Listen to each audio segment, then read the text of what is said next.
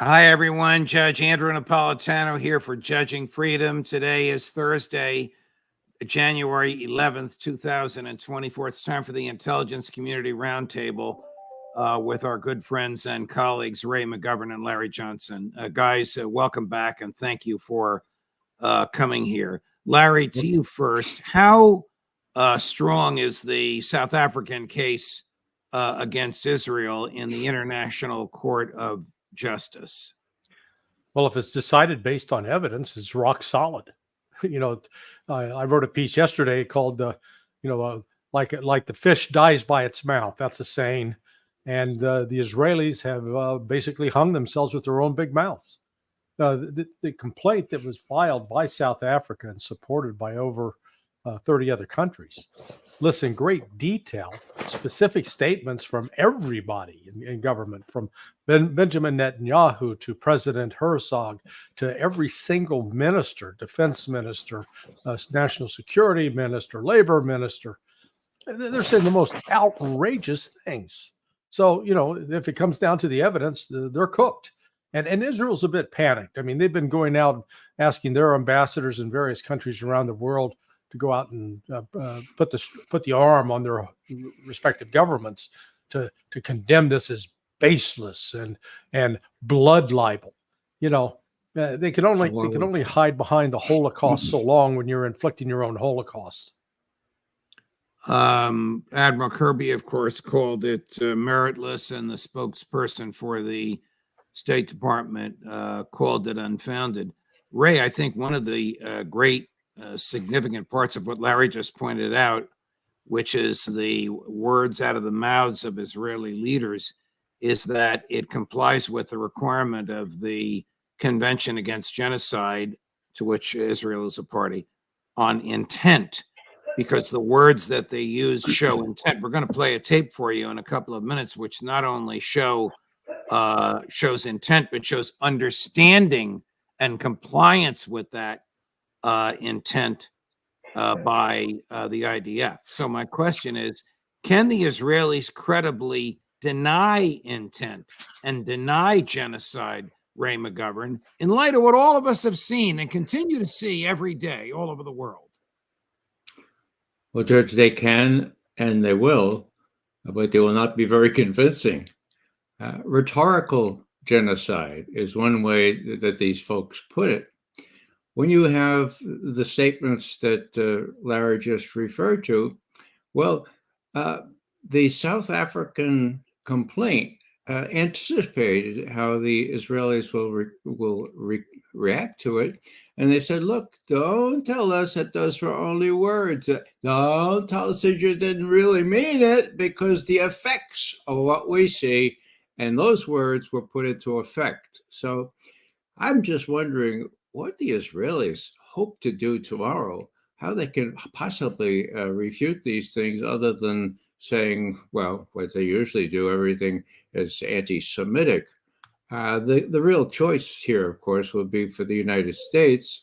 Will the Biden administration associate itself completely with Israel on this issue, or will it see the light of day and at least sort of abstain and not be a party to this? My favorite speaker, of course, was the Irish lawyer who said the whole world should be ashamed, and we should be. Well, he's right about the whole world being ashamed, because we shouldn't be silent. The three of us haven't been silent, but thousands and thousands watching us haven't been silent, but the American government has. I'm going to play Max, our colleague and friend Max Blumenthal. So this is cut 19, Chris. This is Max earlier today at the State Department. I am sure that this kid from the State Department went like this when he saw Max in the audience. You'll question is typical Blumenthalian, if you follow me, and the answer is typical of the Biden administration.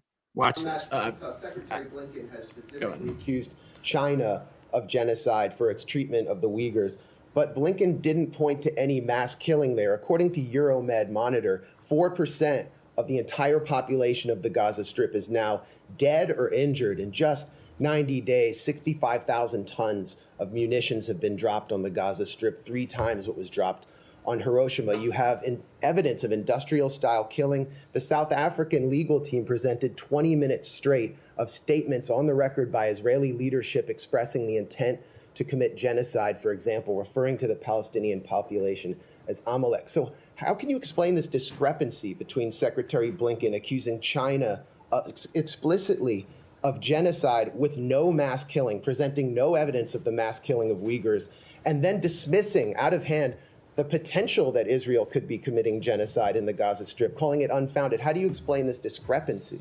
The same way that I just explained it to your colleague who asked essentially the same version of your question, which is that each conflict is different, and any kind of determination like this needs to be based on specific facts and law. And when it comes to the points that are being made in today's hearing, again, I'm not going to speak to those specifically. Israel will have an opportunity to address some of those tomorrow. But we again feel that these allegations that Israel is committing genocide are unfounded. That being said, we do not disagree that additional steps must and need to be taken to minimize the impact on civilians, and we'll continue to raise that directly with relevant partners. And given that you fast-tracked a sale of 14,000 tank shells to Israel, bypassing Congress, given Secretary Blinken's participation in war cabinet meetings... You didn't bypass. I'm just going to stop you right there because the premise of your question is a little misguided. We did not bypass Congress. As part of those, as part of that, there is appropriate congressional notification that happens, and we complied with those appropriately. Okay, more and more members of Congress are demanding oversight because they're not getting adequate oversight. But no one disputes that the U.S. is isolated in protecting Israel as it conducts this operation, as it calls it, in Gaza. No one disputes the direct U.S. role. So the question is, does Secretary Blinken, who went to Israel first, declaring he was there as a Jew, identifying with the ethno-religious character of this state, which is now standing accused of the potential to commit genocide, is Secretary Blinken concerned that ruling in favor of South Africa in this case could set the stage for his own prosecution or that of your colleagues? I'm just not going to get ahead of hypotheticals, and you probably shouldn't either. Jackson, go ahead. Doesn't want to answer if Blinken and Biden are in jeopardy. If this court were a real court and had real teeth, the answer to that would be yes. He called it unfounded, Larry, and Admiral Kirby, doing one of his Baghdad Bob routines, called it meritless. Yeah. So the United States is going to back up Israel, apparently, no matter what. We still don't know what Israel's going to say tomorrow, but whatever it is, the U.S. will back them up, it appears. Yeah, unfounded, meritless. I mean, what else would you expect from a crowd that can't define what a woman is or a man, that believe men can get pregnant, that believe men can breastfeed, that believe that Russia is running out of rockets any minute now, that Vladimir Putin has everything from cancer, Parkinson's disease, hemorrhoids, and heartbreak of psoriasis. I mean, these guys, they are born liars. There's no other way to describe them. You could stake them out in the desert and facing a burning hot sun, and they would deny that there is a sun. So there's no remedy for that. Do you think, Ray, that the intelligence community is doing something to soften the blow to Israel? I don't know what the something would be. You guys would know better than I. I guess I should ask it broader. Does the intelligence community get called upon by the Secretary of State or by the director of the CIA to do something to make things look better for America's ally in a situation like this, Ray McGovern? I can't conceive of any such thing, Judge. The CIA has become a cog in the wheel of the administration. Whoever's in charge, they take orders from whomever is in charge. The best they can do is fiddle around with the judges in this case, but I don't think they really have time enough to dig up dirt on the judges. Tomorrow, I believe there'll be what they call a provisional, provisional measure, which will include... Well, tomorrow, the Israeli lawyers, the lead lawyer is a British barrister, will make their arguments, much like the South African lawyers did today. We're going to play some of those arguments for you in a moment. and then the court will make a preliminary vote. I don't know how they could possibly not find, unless there's corruption here. I don't know how, Ray, they could find that there is no intent to commit genocide. Yeah, the preliminary vote, or the provisional measure, as it's called, will call for an immediate stop to the hostilities. Right. Now, Israel is not likely to do that. Then the question becomes, will Blinken and Biden and the others continue to be accomplices in this genocide at the risk of actually being prosecuted themselves? I suppose they will, but that will be a decision they have to take, and whether they continue to go down the road of folly that Larry explains, there's some hesitation, in my view, that they might finally come to their senses and do something a little bit different than 110% of Israel. We're going to play 2 opening statements. They're each a little bit longer than a minute. They went on for a few hours. The first is the chief South African lawyer, whose argument is that this didn't start on October 7th, that this was an open-air concentration camp going on for generations. The second is the argument of one of the younger lawyers, who plays a video during his argument showing the IDF dancing and celebrating in a destroyed Gaza and chanting Amalek, Amalek, Amalek, the reference to the Hebrew destruction of the Amaleks, supposedly because God the Father told them to do it, a story from the Bible, but used, I think he probably regrets it, by Prime Minister Netanyahu to suggest an utter slaughter of the other side. These are 2 very compelling arguments. Take a look at both. First, the opening argument, number 13, and then the follow-up argument, number 14, by 2 lawyers for South Africa. The violence and the destruction in Palestine and Israel did not begin on the 7th of October 2023. The Palestinians have experienced systematic oppression and violence for the last 76 years. On 6 October 2023, and every day since October the 7th, 2023. In the Gaza Strip, at least since 2004, Israel continues to exercise control over the airspace, territorial waters, land crossing, water, electricity, and civilian infrastructure, as well as over key government functions.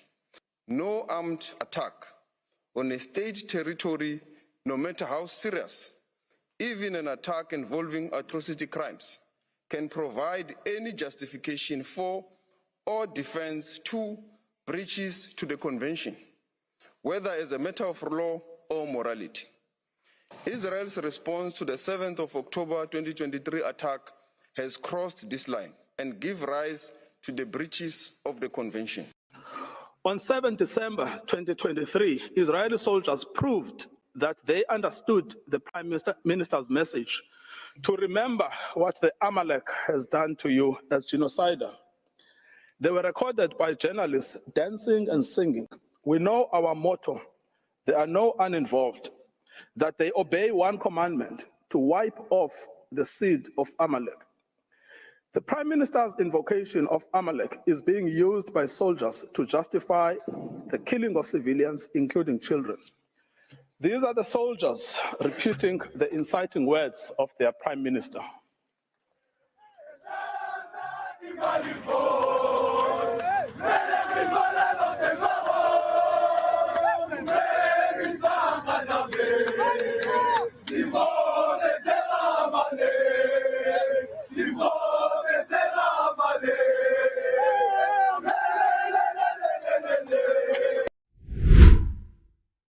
Larry? Yeah, sickening. I mean, it's just, you know, I've for a while, I've you know, all my life I've been a supporter of Israel. I believed Israel was something special. I remember training a group of Israeli police officers in the anti-terrorism assistance training program and asking them, what was your finest moment in counterterrorism? I said, I know what the answer is. And they looked at me and I said, it was when you went to Argentina and you captured the man responsible supervising the execution of Jews, or at least sending them to death camps. And I said, so when you put him on trial, you showed the world the difference between you and terrorists. You showed the difference between you and Nazis. Well, that was then. Now the Israelis are acting like Nazis. They are doing the exact, they're stripping people naked. They're shooting people who aren't carrying weapons. They're murdering women and children.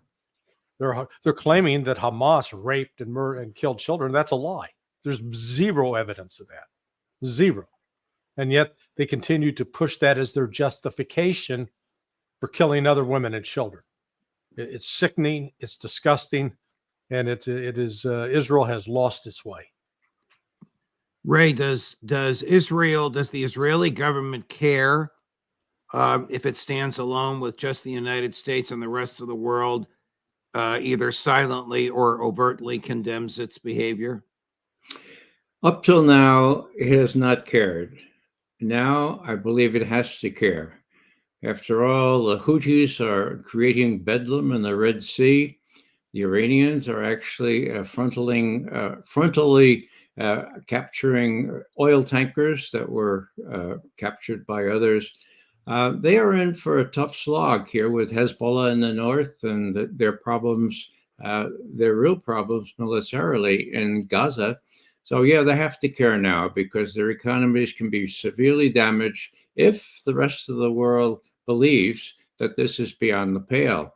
I think the rest of the world does. And citing Amalek, I'm sure that Bibi Netanyahu was disappointed that he did that, but I'll bet God was too. If you take the Hebrew scriptures as your code of conduct, you're in real trouble. And when they said Amalek, of course, for the tribe that God supposedly told the Israelis to exterminate, and they did. That's what they're invoking here. They're not going to get away with it. It's an interesting argument in the genocide debate, Larry, because one of the things the lawyers have to show, I may have mentioned this before, is not only the acts of genocide, but the intent to commit it. And I think Ray's 100% right. Bibi must regret the day he used that word Amalek, because in Israeli society, correct me if I'm wrong, it is a signal to slaughter every human being on the other side, which is the definition, if you do it by race or nationality, of genocide. Yeah, but it's not just Bibi. I mean, you've got Herzog saying similar things. You've got Ben Gvir. He's supposedly the moderate Herzog. Yeah. He's the president. He's not even in Likud. Right, and you got Ben Gvir and Smotrich, and it just you go down the list, and that's what's so impressive about the complaint filed by South Africa, and they're not cherry picking. That's the other element. It's one thing to take somebody out of context or only take just a snippet of what they said, which would turn it entirely on its head. But that's not what happened here. South Africa was very careful to include the full statement, the full context for each and every one of these knuckleheads. And they did it to themselves. They shot their mouths off, and they're arrogant. It's the ultimate example of arrogance and hubris coming together. And they've made their own bed. They've essentially killed themselves with their own words. Ray sent us a clip from Major General Mati Peled. This is 1992. This is a retired Israeli scholar who was also a major general in the IDF, warning about two dangers. One, occupying a territory corrupts the occupier. And two, the U.S. is giving us far more money than we need and can use, and that's going to cause dangers. This is cut number 20, Chris. This is the situation we have to live with, and I have no doubt that the direct consequence of the occupation, anyone who said occupation corrupts was absolutely right. And we are occupying the West Bank and the Gaza Strip for the last 25 years, and this is corrupting us, maybe even more than the American aid. Well, I would like this to be eliminated altogether. I think that we should pay for our arms out of our own money. But in any case, this is one of the most damaging gifts that we get from the United States. Imagine if we had a tape today of Douglas MacArthur or Dwight Eisenhower or George Patton saying, stop spending hundreds of billions on defense. It's corrupting defense. It's corrupting the American military and American society, Ray McGovern. Well, power and money corrupts. When you have power over whole people, well, the Palestinians, you get corrupted. Now, Mati Peled is the father of my good friend Miko Peled, who is doing his very best to follow in that tradition. In this case, the apple does not fall far from the tree. There are people that have a conscience in Israel. It's just that most of them have been so corrupted by the abundance of money from the United States and the Greek tragic flaw, after all, hubris, overweening pride, a sense that you are unassailable. They think the U.S. is unassailable. By virtue of that, they think they are unassailable. We'll have to see how this plays out, because hubris led all those Greek tragic heroes into the depths. Correct. Yeah. The goddess Nemesis was waiting for them. If I remember my Greek mythology right. Larry, in the military, what happens if you go AWOL for 10 days and don't even tell your boss that you're having surgery and you're under general anesthesia? The people filling in for you don't even know that you're sick. Yeah, they're going to do more than put you in the timeout corner. They'll probably put you into a cell and court-martial you and bring charges. I mean, as Ritter pointed out this morning, could you imagine Putin not talking to General, I forget his name, who's the defense minister, for 10 days and not knowing or caring? You mean Shoigu? Yeah, Shoigu. Correct, Shoigu. And this is outrageous, but it shouldn't be a surprise. I mean, look, the sad fact of the matter is that Lloyd Austin was an EEO hire. He oversaw lying. He would do anything to get ahead. When he was at CENTCOM, as Ray has pointed out several times in previous conversations, it was Lloyd Austin who was overseeing the corruption of the intelligence process, all to serve political masters up the line. He was going to be the consummate smoocher of the derriere of Barack Obama and others, and so this is a man without honor, without integrity, and so why are people surprised when he does something so underhanded and stupid? I had guys that served under him when he was in Afghanistan, and they describe him as a dummy, and it was not intended as a compliment. Here's my friend and former colleague Jimmy Rosen. So this is cut 18. Now works with me at Newsmax, grilling the press secretary. Well, you talk about dummy. I mean, this lady makes Kirby seem like the Israeli general that we just watched, the father of your friend. Here's number 18. The motivations on the part of the secretary for doing this are unknown to the president. And you're telling us there's going to be a 30-day review, et cetera. Shouldn't the expression of full faith and confidence in this cabinet officer await the results of that investigation? And also, isn't it a key piece of information for the president to know why Secretary Austin did this before he expresses full faith and confidence? I think one of the things that's so important, and we don't see this enough in today's world, is for someone to take responsibility. Is for someone to actually say, I made a mistake and I take full responsibility. And I think that's important here. I'm not going to speak to that. I'm going to speak to the action of taking responsibility here, and I think that's important. Oh. Well, the secretary surely doesn't take responsibility. Maybe he does now. But Ray, what does this type of behavior do to military morale? Well, I've been in the military. Larry's right. There'd be a choice between putting him behind bars or giving him an Article 15 procedure. I choose the Article 15 because it'd be a lesson to all the troops that no one's above the military justice system. What this episode tells me, Judge, that you know, Biden has great acumen in picking his advisors. My God, does the defense secretary qualify because he used to go to mass with Biden's son? I mean, that doesn't do it for me. Look at his No. record. As Larry says, he demonstrably lied, and 50 intelligence analysts from the Defense Intelligence Agency and CENTCOM attested to those lies. And since Austin had 4 stars, the investigation went nowhere. So where does that leave us? Well, that leaves us with a question about what happens when Biden gets sick. What happens when he's no longer able to fulfill his duties? I mean, the precedent is there. Can he go to sleep for a week and leave the country to fend for itself with the idiots in Congress that we have, or our vice president? So it's a decent question to ask. Austin should not be let loose on this. He should actually resign, and I feel that strongly because he gives an example to the troops.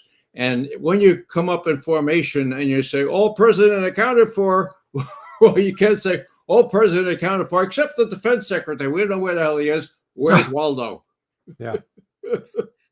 Great segment today, gentlemen. Thank you very much. It's late in the day, but thank you so much for making yourselves available. We'll look forward to seeing both of you next week on Monday as usual, and then again at the end of the week. All the best.